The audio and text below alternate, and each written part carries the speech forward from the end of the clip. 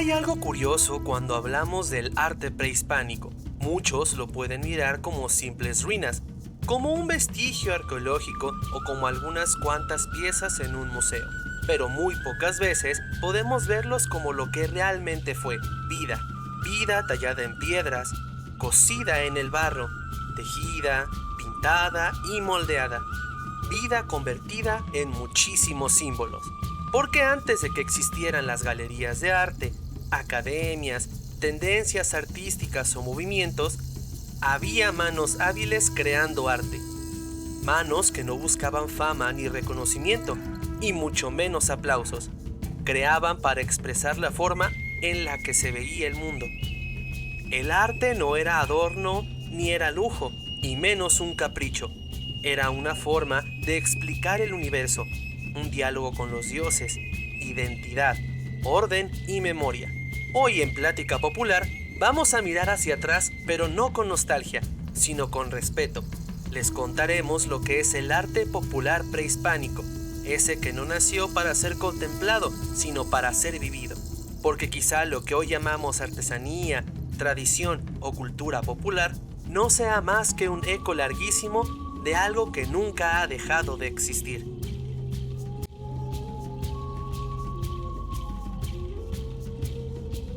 Bienvenidos a Plática Popular, una plática entre cuates sobre lo que el arte y el pueblo tienen que decir. Este podcast es una creación de Zafra Studio y quien te acompaña al micrófono es Alex, ilustrador, artesano, apasionado del arte popular y sobre todo amante de la buena plática. Aquí te vamos a contar acerca del arte y la cultura popular y de todo aquello que nos hace comunidad, desde lo cotidiano hasta lo simbólico, desde nuestro taller hasta el barrio. Así que ya sabes, prepárate un cafecito y vente a esta plática sabrosa, donde el arte popular se cuenta como en el barrio, entre cuates.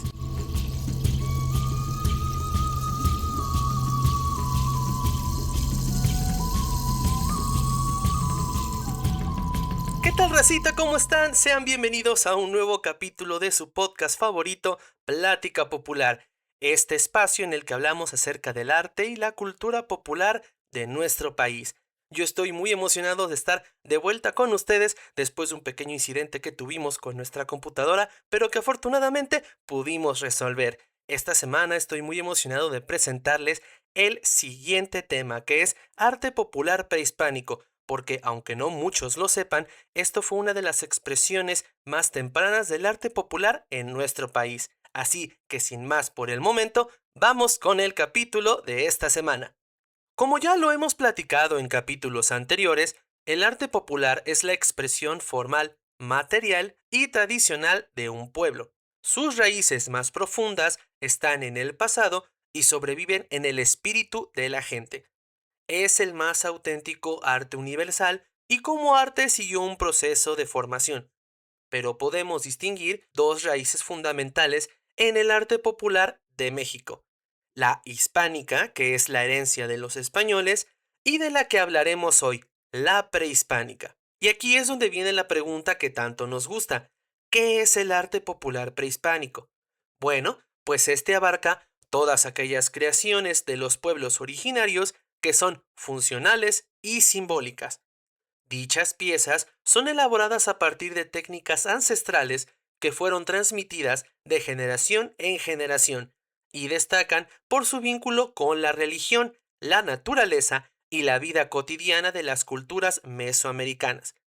Está de más decir que antes de la llegada de los conquistadores existía un mosaico entero de culturas que compartían rasgos similares y que estaban dentro de la región considerada Mesoamérica, y que en 1943 el etnohistoriador Paul Kirchhoff delimitó dentro de lo geográfico, lo étnico y lo cultural este territorio y pudo dividirlo en 5 regiones arqueológicas: la costa del Golfo, la del Altiplano, la Maya, la Oaxaqueña y la del occidente de México.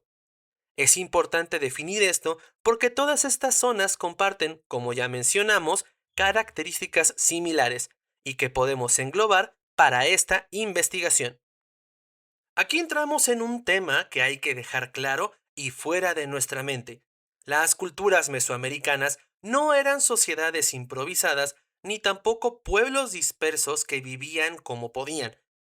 En el segundo milenio antes de nuestra era, en el periodo conocido como preclásico temprano, aproximadamente del 2500 al 1200 a.C., ya había diferencias de poder y funciones, con viviendas que tenían mejores materiales que otras, que indicaban estatus, además de la especialización de trabajos y la creación de centros ceremoniales.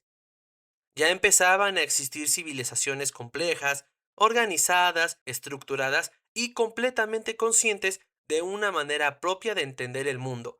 Aquí ya todo tenía un lugar, una función y un sentido profundo. La organización social era como una pirámide, pero con una maquinaria interna compleja, y aunque había variaciones dependiendo de la cultura, el patrón general era el mismo y había una jerarquía muy clara.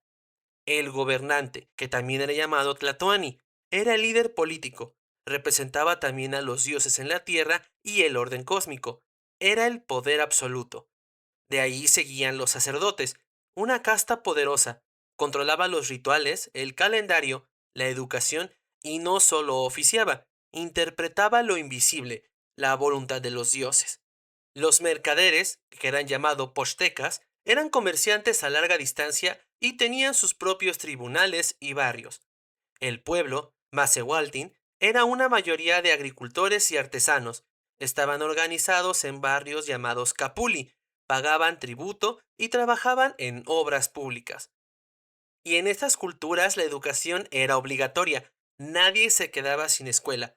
Los hijos de los nobles iban al Calmecac para ser líderes y el pueblo al Tepochcali para poder ser guerreros.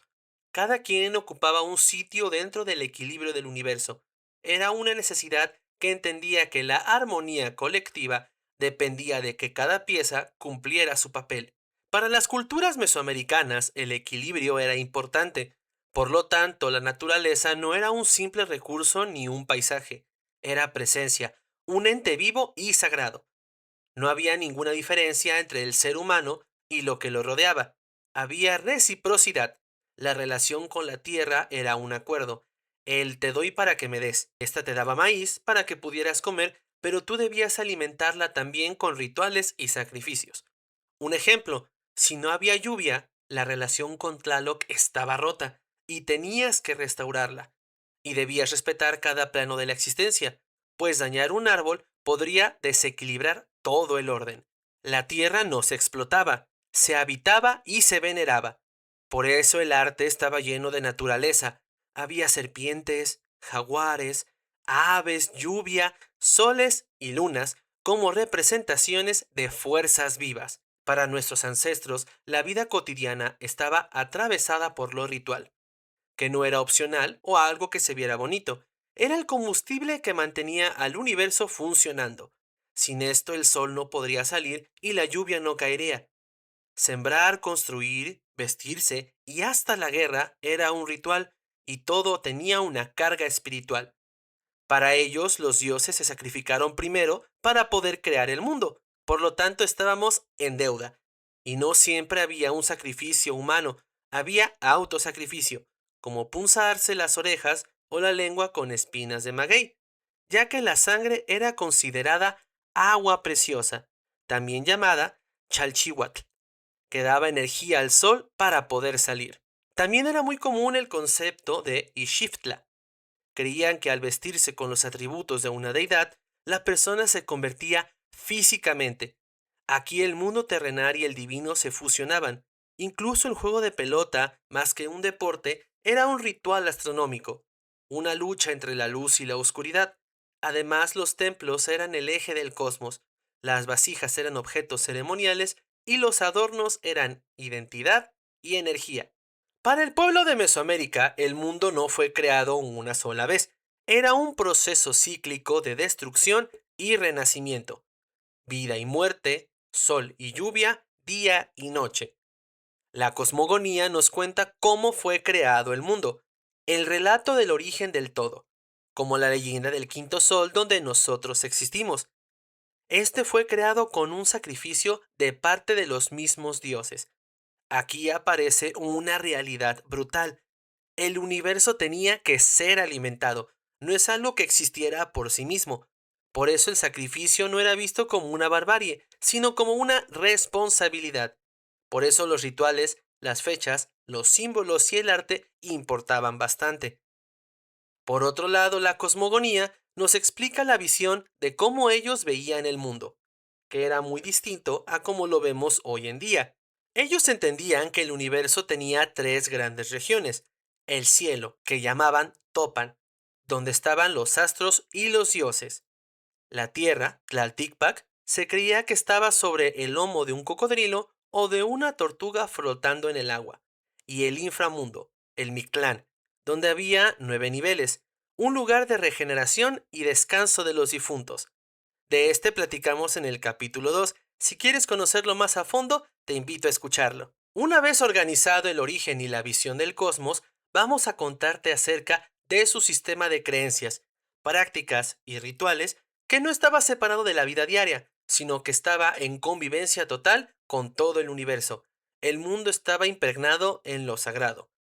Más que dioses, en el sentido occidental, nuestros antepasados creían en el Teotl, que es la energía sagrada que fluye a través de todo, y a lo que se conoce como Dios es la manifestación de esa energía en una cosa en específico. Por ejemplo, cuando el Teotl se manifestaba como lluvia, se llamaba Tlaloc. Es por estas manifestaciones que su religión era politeísta, y estas manifestaciones incluso podían fusionarse, dividirse o cambiar de identidad dependiendo de la necesidad o del calendario. Y quienes interpretaban estas cuestiones, como ya vimos, eran los sacerdotes, que llevaban la cuenta exacta para los rituales y también vivían en ayuno, vigilia y autosacrificio. No era simple devoción sentimental, era una responsabilidad para mantener la armonía. Hasta este punto, racita, hablamos de quiénes eran todos estos pueblos, y ahora les voy a platicar acerca de qué hacían en su sociedad para poder respetar todas estas creencias. Pero vamos a hacer una pequeña pausa antes de retomar.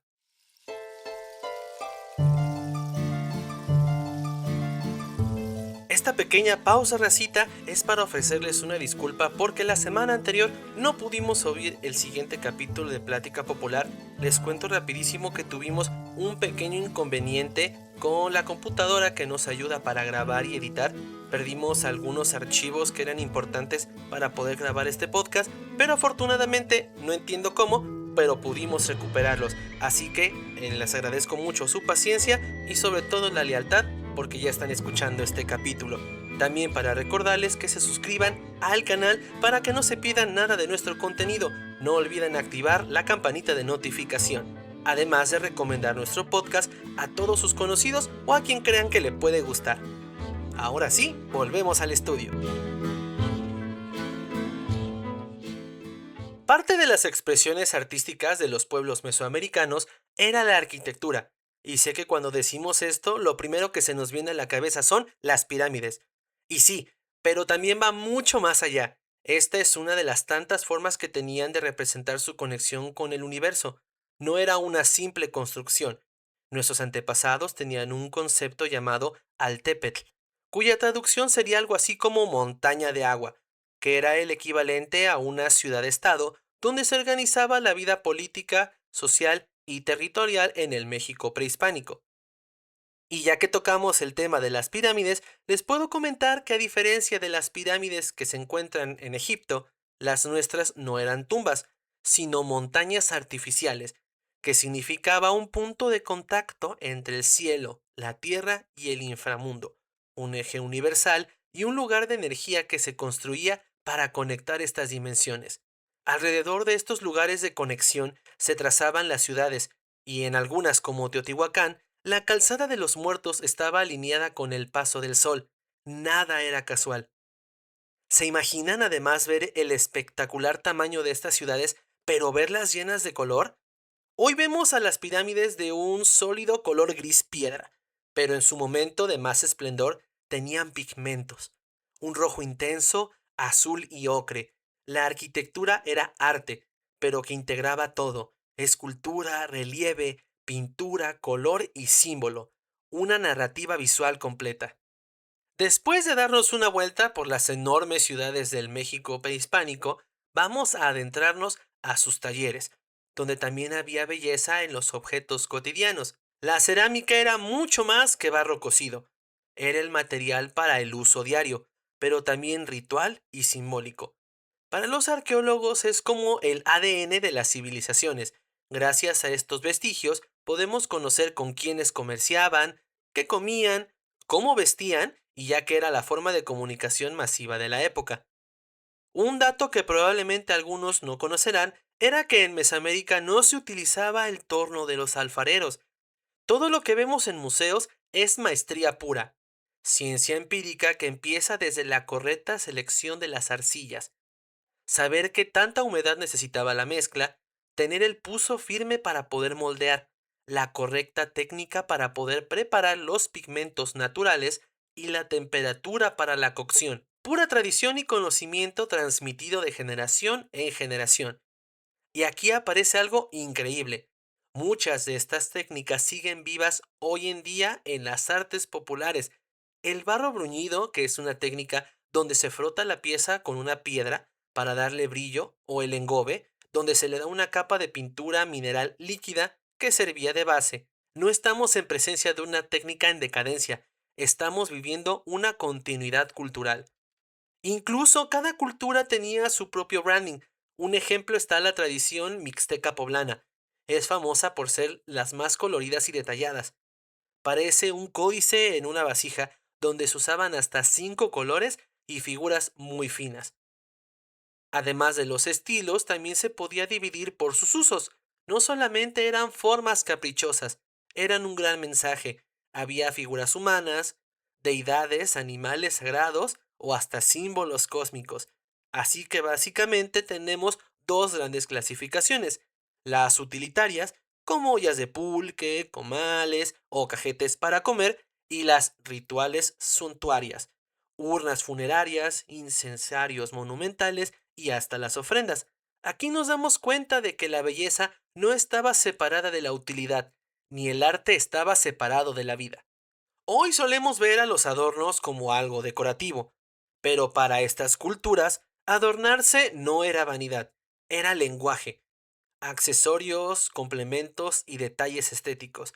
En Mesoamérica, cada elemento que se portaba decía algo: quién eras, qué rango tenías, qué función cumplías y hasta a quién representabas.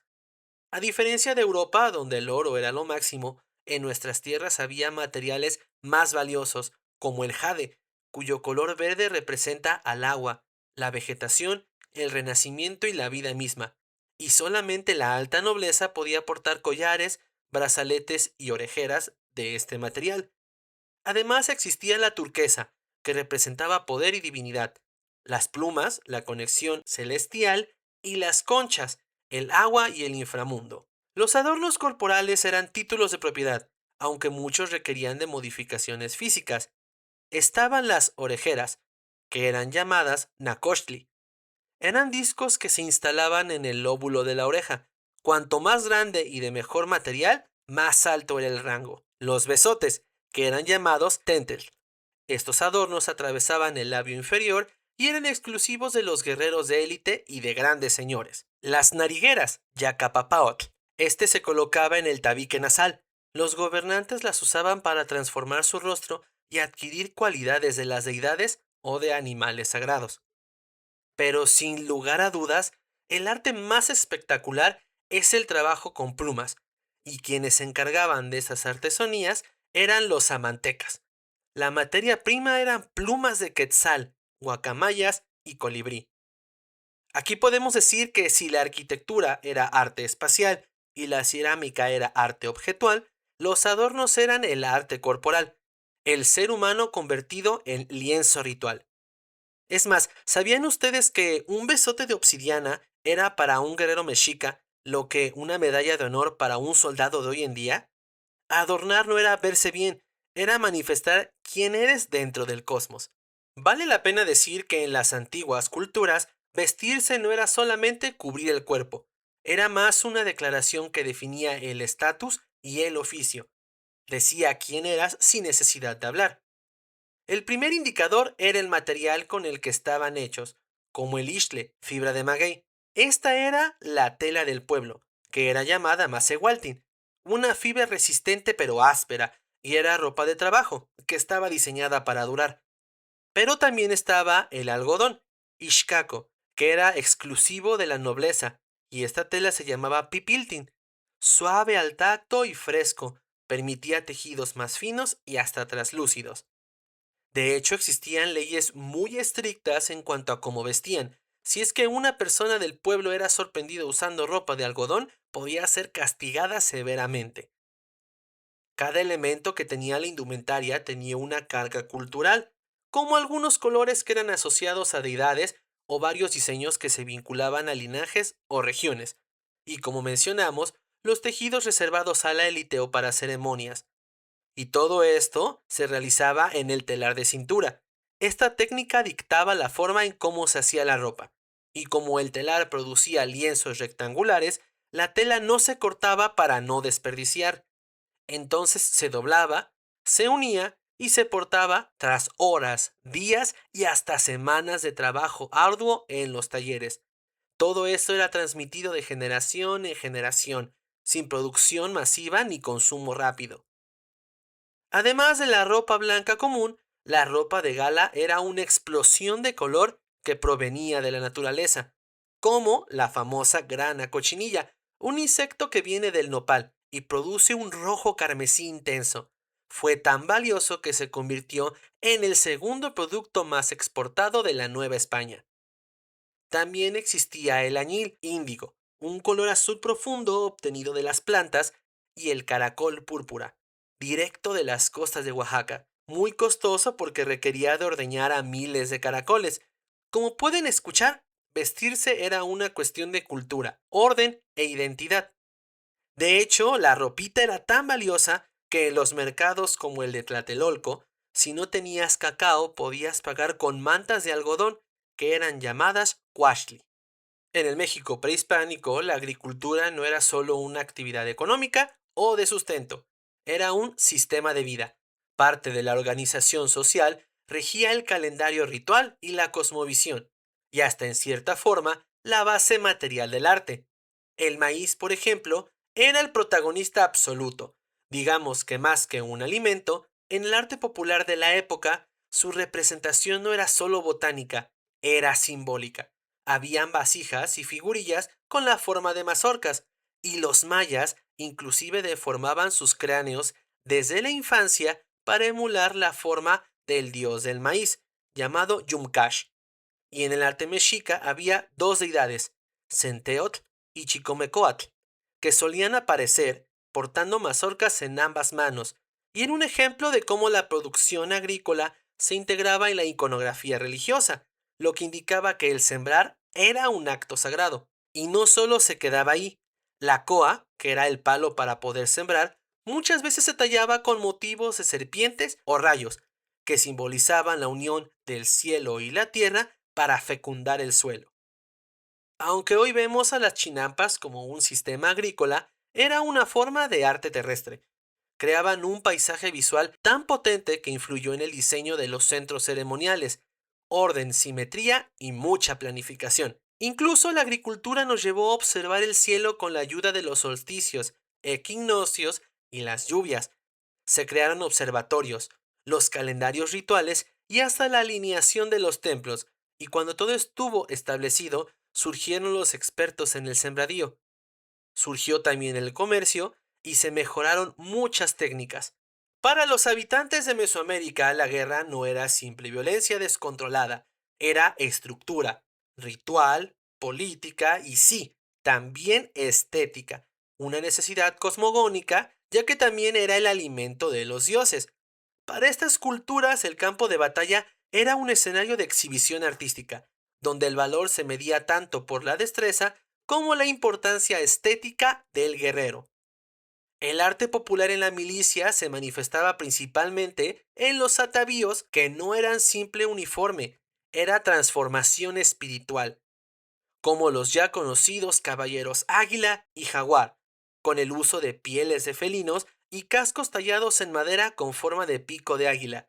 convertían al hombre en un depredador divino.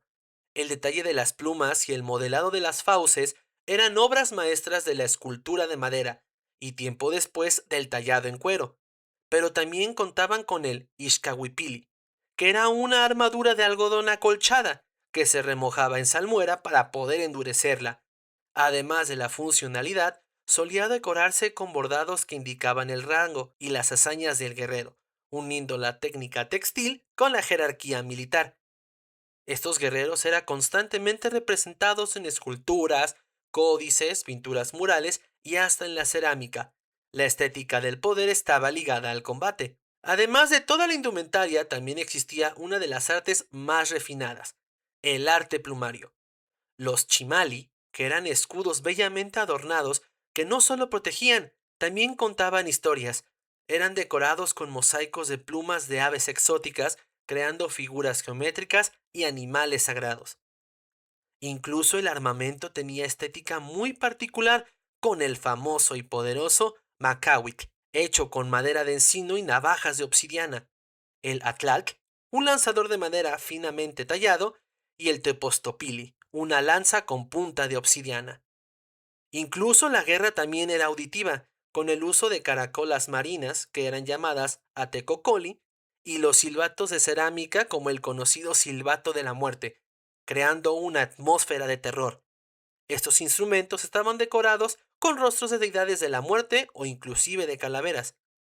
Incluso la guerra tenía un alcance cósmico. Por ejemplo, el sol necesitaba energía. Es por eso que figuras como Huitzilopochtli no solo eran deidades bélicas, también solares. La guerra en el México prehispánico no era solo el choque de armas, fue disciplina, simbología y cosmovisión. Una coreografía colorida diseñada para mantener al cosmos en movimiento. En el mundo prehispánico todos tenían una función ritual, social o educativa. Las costumbres y tradiciones, recordemos que son el alma de la población.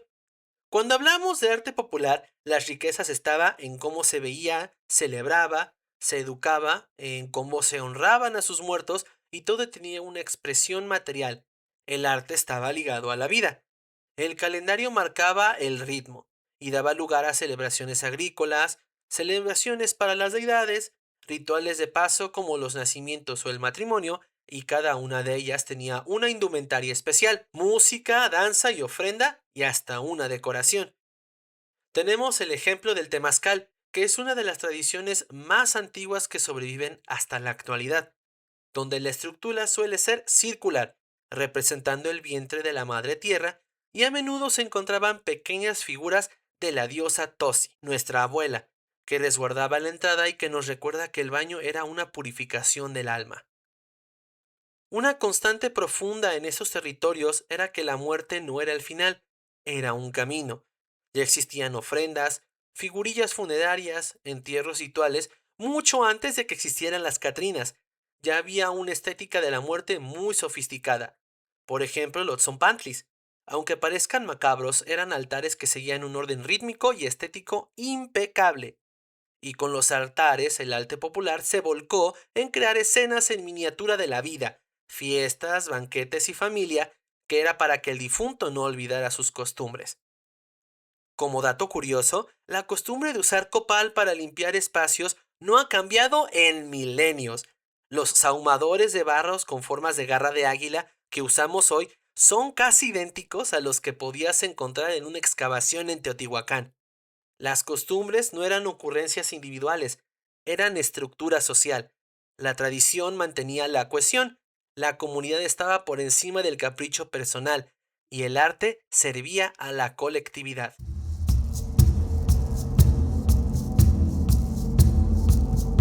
Cuando hablamos del arte popular prehispánico, no hablamos de piezas muertas en vitrinas.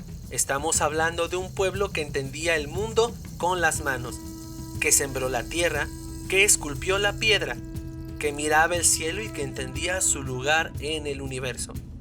El arte no era lujo, era necesidad, comunidad y memoria. Antes de los museos, de las academias o de las galerías, ya existía un pueblo creando belleza y que sigue vivo en cada artesano, en cada fiesta y en cada objeto que guarda historia. Y mientras haya quien siembre, quien recuerde y quien cree con dignidad, esta raíz seguirá dando frutos. Muchísimas gracias, racita, por escuchar otro capítulo de su podcast favorito, Plática Popular. Les agradezco mucho el apoyo que hemos tenido tanto en el canal de YouTube como en nuestro perfil de Spotify. Se ve que les está gustando mucho, hemos tenido bastantes reproducciones y quiero agradecerles a todos siempre el apoyo que nos brindan. No se olviden de suscribirse a nuestro canal de YouTube, darle seguir a nuestro perfil de Spotify. No se olviden también de darle like aquí abajito, de comentar más de 3 palabras para que YouTube nos haga caso y de compartir este capítulo con las personas que crean que les vaya a gustar. No se olviden que aquí abajito les voy a dejar nuestras redes sociales para que vean nuestros proyectos pasados y todos los que vienen. Ya recuerden, estamos ahorita ya retomando otra vez el ritmo de los capítulos y nos estamos viendo en el siguiente. Muchísimas gracias, racita, espero que tengan un excelente día y nos estamos viendo en el siguiente. ¡Párale, producción! ¡Vámonos!